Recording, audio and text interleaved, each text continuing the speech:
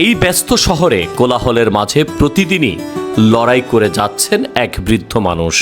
তার বয়স ৭০ ছুঁই ছুঁই। কিন্তু থেমে নেই জীবনের যুদ্ধ। চুম্বুকের সাহায্যে ধুলোবালি থেকে লোহা সংগ্রহ করেই চলছে তার সংসার। নাম তার লাল মিয়া। এই বয়সে যেখানে অনেকেই বিশ্রাম নেন, সেখানে তিনি প্রতিদিন রাস্তায় রাস্তায় ঘুরে বেড়ান।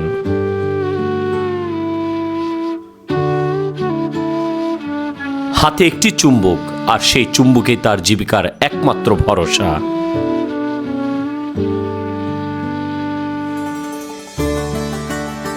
ধুলোবালির ভেতর থেকে ছোট্ট ছোট্ট লোহার টুকরো খুঁজে বের করেন তিনি, একটু একটু করে জমান।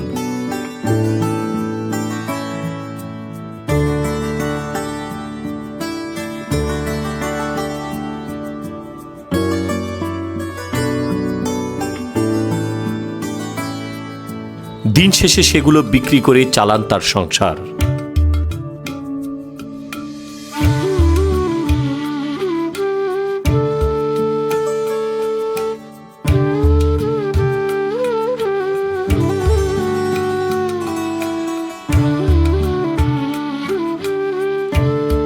কাজটা সহজ মনে হলেও এর পেছনে আছে কঠোর পরিশ্রম আর অদম্য ধৈর্য।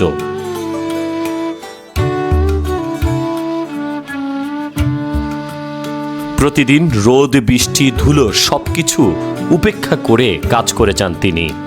কখনো আয় কম, কখনো একটু বেশি, তবুও থেমে যান না এই লাল মিয়া চাচা।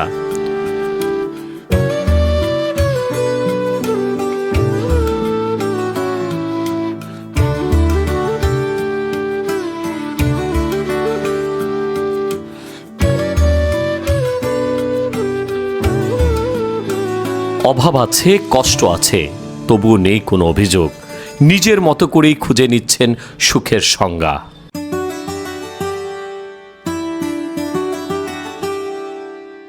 চাচা, আসসালামু আলাইকুম। ওয়ালাইকুম আসসালাম। কেমন আছেন? হ্যাঁ, আল্লাহ ভালো রাখছে বাবা। এই যে এই কাজ যে করেন, আপনার মনে কোনো খারাপ লাগে না যে ধুলো? না না না, এটা আমার নিজের কাজ, কেন খারাপ লাগবো? আমারও বাল বাচ্চা বাঁচে, আর মানুষেরও উপকার হয়। গাড়ি ঘোড়ার জন্য আর কি এই কাটা গুঁটা এখানে বিধে না, আর আমারও পেটটা বাঁচলো, বুঝছেন? উভয় পক্ষে আমাদের ভালো হইতাছে।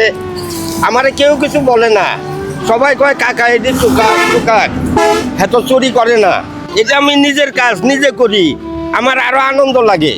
এই কাজটা পোলার কাছে হাত পাতি না, 10টা টাকা দাও, নিজে উপার্জন করে এখনো চলি। আচ্ছা, এই যে ধুলো মাখা পথে যে আপনি যে লোহা এগুলা সংরক্ষণ করেন, আপনার হাতে পায়ে অনেক সময় কেটে যায়? হ্যাঁ, কেটে যায়, ব্যথা পাই, তারপরে একটু সাবধানে করি বাপ। এই যে দেখেন, কথা কইতে কইতে আল্লাহর রহমতে এই যে আধা কেজি হয়ে গেছে এখানে। আচ্ছা আচ্ছা, একটু দেখি। এই যে এখানে আধা কেজি লোহা, কাছাকাছি কাছাকাছি। হ্যাঁ। তো এটা বর্তমান বাজারে মূল্য কত পাবেন আনুমানিক? এনে মোটামুটি 16 টনে 20 টাকা পাবো।